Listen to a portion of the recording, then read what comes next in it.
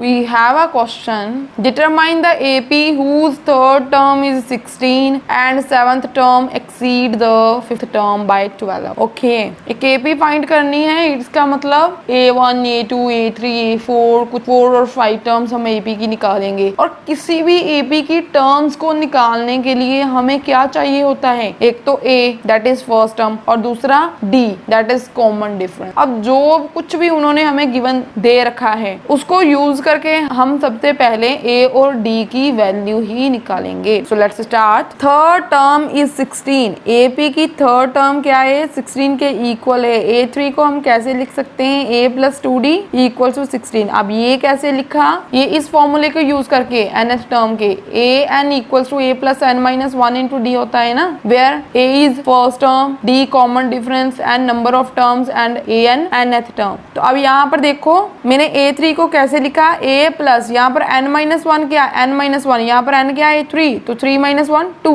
Into D। Okay, तो A plus 2D equals to 16 आ रहा है हमारे पास। सेकेंडली क्या गिवन है? Seventh term exceed the fifth term by 12। Seventh term exceed the fifth term by 12। इसका मतलब यही होता है ना कि A7 A5 के इक्वल तभी होगा अगर उसमें हम 12 ऐड कर दें, क्योंकि ये A7 A5 से बड़ा नंबर है, राइट। तो ठीक है, ये दो हमारे पास आ रही है। इसे इक्वेशन नंबर 1 ले लेते हैं और इसको इक्वेशन नंबर 2 अभी नहीं लेंगे, थोड़ा सा इसे सिंप्लीफाई करते हैं। A7 को मैं कैसे लिख सकती हूँ? A plus n minus 1, n minus 1 यहाँ पर 7 है तो कितना आएगा? 7 minus 1 that is 6। D equals to A5 को कैसे लिखेंगे? A प्लस यहाँ पर 5 minus 1 that is 4D plus 12। अब यहाँ पर देखो इसे उठाकर हम लेफ्ट हैंड साइड ले आते हैं तो ये सारा नेगेटिव का हो जाएगा। A plus 60 as it is, ये इक्वल्स टू की दूसरी साइड आएगा तो नेगेटिव हो जाएगा। 4D दूसरी साइड आएगा तो ये भी नेगेटिव हो जाएगा। Equals to 12 as it is, क्योंकि वो तो इक्वल्स टू की दूसरी साइड ही है। ठीक है, अब A से A कट गया,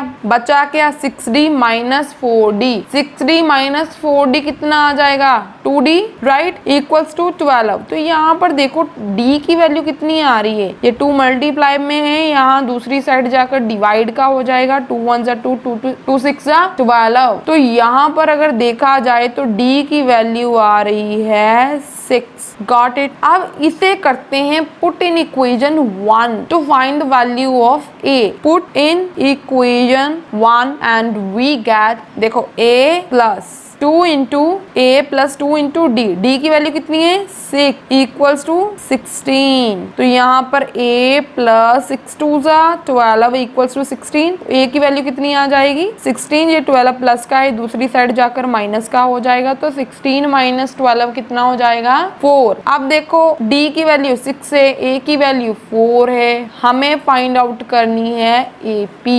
AP की फर्स्ट टर्म किसके इक्वल होती है? A के, तो यहाँ पर A कितना है? 4। Second term A plus D, ऐसे होता है ना, A प्लस n माइनस 1 होता है तो 2 माइनस 1 1 इंटू D, राइट। 1 तो लिखने की जरूरत नहीं है मल्टीप्लाई में। तो A प्लस D, A की वैल्यू 4 है, D की वैल्यू 6 है, तो ये कितना आ रहा है? 10। ऐसे A3 A प्लस 2D के इक्वल होती है। A plus n minus 1 into D होता है तो n कितना है? 3, 3 माइनस 1 2, 2D। ये तो समझ में आ रहा है ना कैसे लिख रहे हैं। A की वैल्यू 4 प्लस 2 इंटू 6, D की वैल्यू 6, तो कितना आ रहा है? 4 प्लस 6 2 जा 12, एडअप करने के बाद 16। A4 देखो, A3 उन्होंने हमें 16 दे रखी थी और हमारी भी 16 आ रही है। A4 किसके इक्वल होगा? A प्लस 3D, यहाँ पर 4 है तो 3 एक कम होता है। A की वैल्यू 4 है, 3 इंटू D की वैल्यू 6 है, तो यहाँ पर 4 प्लस 6 3 जा 18, 18 प्लस 4 22। तो यहाँ पर देखो 4 टर्म्स AP की हमने निकाल ली है, तो यहाँ पर हम लिख सकते हैं कि AP कैसी है हमारे पास? 4 10 16 22 अप टू सो ऑन, ऐसे चलता जाएगा। ठीक है, so this is our required AP।